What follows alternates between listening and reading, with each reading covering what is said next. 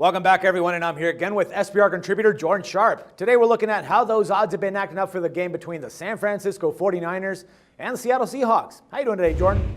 Doing good, Dax. Thanks, man. All righty, man. No problem. Now, odds makers opened this one up favoring the Seahawks at -11. And now some books just dropped a half a point to -10.5, and others -10. Now, the Niners lost to the Raiders, 13-24, their second win of the year. Seahawks, they actually won against the Eagles 24-14 in a pretty good game. It was that Pete Carroll and Mark Sanchez reunion game, so that was nice. Anyways, 49ers 7-6 straight up and 5-8 against the spread. Seahawks 9-4 straight up, 7-6 against the spread.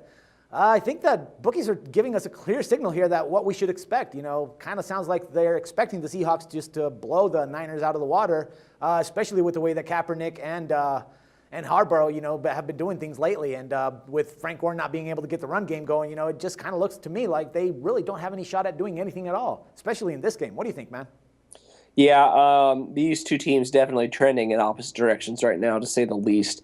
And this line has just flung upwards in favor of the Seattle Seahawks by 3 points in some places. So, yeah, a lot going on right now. Seattle, I think, looking as close to their Super Bowl champion selves as they've looked all season. I think that's a reasonable statement to make at this point of the year, especially if they do what, you know, the sportsbooks think they're going to do in this game and blow out the 49ers. But this is my problem with this line, and I always look at it as it's a total of 38 points. It's the lowest total of the week. Yet the Seahawks are favored still by 10 points. That means that they're saying that the 49ers, you know, are barely going to score in this game. And, you know, even though I think that could happen, it's just you have to think that the 49ers, if they have one last stand in them, it's going to be in this game. So I think that if you got in early on the Seahawks, you did very well for yourself. But at 10.5, it's just getting to the point where I'm not sure how much I trust the Seahawks offense to get a 10-point or more lead. So I think that I wouldn't talk you out of the Seahawks here by any means. It's just probably not something I'm going after this week, just because it could be one of those games like where, you know, I don't think these two teams have ever seen this high of a spread against one another. I can't remember the last time they've seen this high of a spread against one another. So I'm leaning towards laying off just because this is a really high spread and seems that the value has already been bet out of it. All right, my position here is to entice people to actually bet on this, so let's do a teaser, man. I mean, why not? You know, pick up the Seahawks and the under on this one.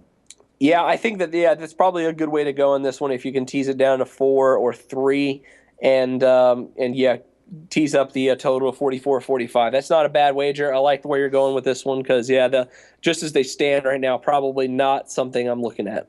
Yeah, I mean, the factor that I'm considering here is they're going up to CenturyLink, dude. I mean, the Niners aren't going to be able to hear anything. They're just going to have to be playing, you know, by what they can. And I believe that that's going to be the main factor. That 12th man over there in Seattle is just going to tear them up, man. They're not going to have much chances to do much. And I'm thinking that Seattle could easily, you know, not put all the effort in, you know, 100%. Like you said, I mean, they only have that running game that they rely so heavily on right now. So I'm thinking that, you know, with that 12th man, they could actually keep this game at a low-scoring game.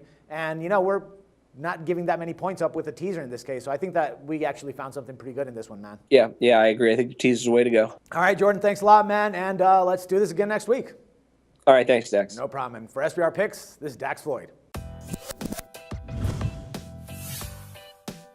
The SBR Network offers free sports picks and game breakdowns, big money free betting contests year-round, a real-time Vegas-style odds monitoring service, and much more. So come see for yourself. To stay updated on SBR news and promotions, follow us on Twitter, Facebook, and Google+, and do be sure to subscribe to the Sportsbook Review YouTube channel to catch all our daily sports shows.